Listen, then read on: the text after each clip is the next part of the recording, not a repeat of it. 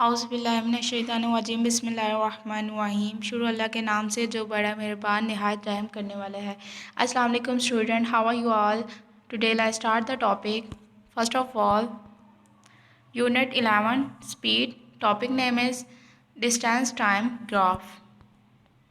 आपको यहाँ पे एक टाइम ग्राफ शो किया हुआ कि टाइम ग्राफ होता क्या है। ये ऊपर वाला उन्होंने दिखाया कि ये बार ग्राफ है जिसमें बार बनी होती है ये, और नीचे दिखाया है एक पाई ग्राफ। अब हम मैं आपको इसके बारे में बताती हूँ कि ये होता क्या है। जो अ बार ग्राफ होता है, आपको यहाँ पे उन्होंने हेडिंग भी दी है, a bar graph and a pie graph. A bar graph is a pictorial representation of numerical data in the form of bar of uniform which with equal spacing। यानी जो बार ग्राफ होता है वो बार को show करता है, यानी आपकी एवरेज को शो करता है। जैसे आपकी क्लास में स्टूडेंट्स होते हैं, जस्ट लाइक 40 स्टूडेंट होते हैं, तो उसके यानी टोटल जो आपके लास्ट में करंट यानी अटेंडेंस लगती है वो सारी वैल्यू को टोटल करता है कि आपने कितने दिन आप यानी आते रहें। जब आप 30 डेज़ आते रहें तो आपके करंट यानी अटेंडेंस में लगेगा 30। तो वो बार अकाउंट इसको मैनेज करता है कि ये स्टूडेंट यानी कितने दिन आया, ये स्टूडेंट कितने दिन आया, ये स्टूडेंट कितने दिन। नेक्स्ट है a pie graph. A pie graph is use to compare parts of whole. The circle represent the whole. The various observation और component are represented by the sector of the circle. जो pie graph होती है वो show करते हैं, एक circle को show करते हैं, सर्कल में वैल्यूज़ को शो करते हैं। नेक्स्ट हम पढ़ेंगे अलाइन ग्राफ। लाइन ग्राफ के बारे में आपको यहाँ पे एक ग्राफ बना के दिखाया गया है कि वो किस तरह यहाँ पे लाइन वगैरह को शो कर रहा है। मैं आपको दिखाती हूँ, ये लाइन ग्राफ है। हम इसके बारे में पढ़ते हैं। और यहाँ पे प्लॉटिंग का डिस्टेंस टाइम ग्राफ है। सबसे पहले हम लाइन ग्राफ के बारे में पढ़ते हैं कि अलाइन ग्राफ होता क्या है। Align graph display data that changes continuously over period of time.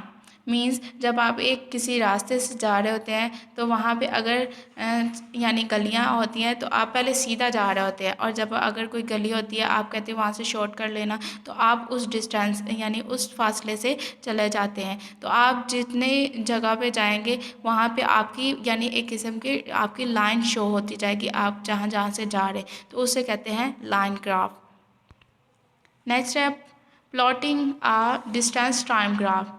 Plotting a distance time graph, आपको यहाँ उन्होंने कहा plotting a distance time graph. आपको एक ग्राफ दिया होगा, उसमें एक तरफ आपके टाइम, जितने टाइम पे आप लोग यानी आते हैं वो टाइम को मैनेज किया होगा, और दूसरी तरफ डिस्टेंस और कितना फासला आप तय करके उसको, जैसे आप स्कूल आते हैं, जैसे स्कूल की टाइम है 8 o'clock है स्कूल की टाइम, और आप आते हैं 8:10 पे आते हैं। तो आपने क्या करना है, सबसे पहले टाइम का एक टेबल बनाना, एक डिस्टेंस का बनाना है। एक तरफ अपने स्कूल की टाइमिंग लिखनी है 8 o'clock, और दूसरी तरफ आप जितने बजे स्कूल आते हैं उसको मैनेज करना है। तो उससे कहते हैं plotting a distance time graph.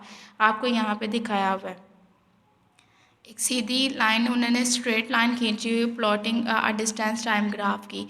Means आप जब इसका मतलब ये भी होता है कि अगर आप लोग कुछ ऐसे रास्ते होते हैं जो सीधे होते हैं, अगर आप सीधा चलते जाएंगे तो वो क्या कहलाएंगे, plotting distance time graph. Next है choosing a scale for the graph. आपने उन्होंने कहा choosing the scale for the graph. Determine the lower and upper limits of the data. Determine करना है कि आपका लोअर और अपर लिमिट ऑफ डाटा, यानी आपका जो यानी आप जितने लेट हुए उसको सेपरेट करना है, और जितने आप यानी टाइम पे आए उसको सेपरेट करके उसका डाटा बनाना है।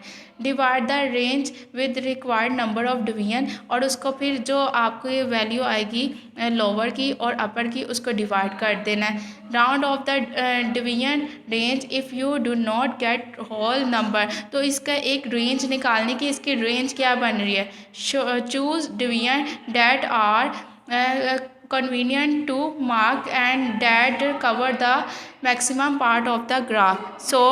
नेक्स्ट हम सो व्यूवर्स, आपको यहाँ पे उन्होंने choosing as a scale for the graph आपको दिए हुए हैं और उनके बारे में बताया हुआ है।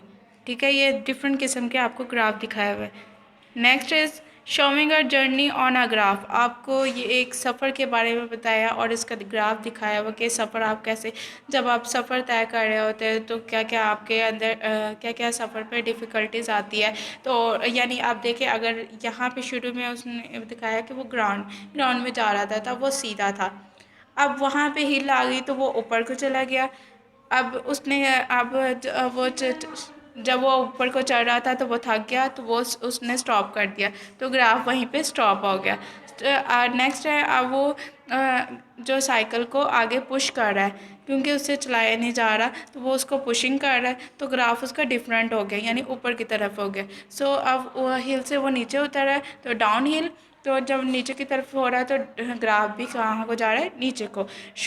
यानी आपने जो भी आप सफ़र तय करेंगे उसका आपने ग्राफ शो करना है कि वो किस तरीके से आपने सफ़र तय किया और क्या क्या आपके अंदर क्या क्या रास्ते में डिफ़िकल्टीज आई। सो आपका वर्क यहाँ तक है, अच्छे तरीके से आपने इसे लर्न करना है। Thank you so much and अल्लाह हाफ़िज़।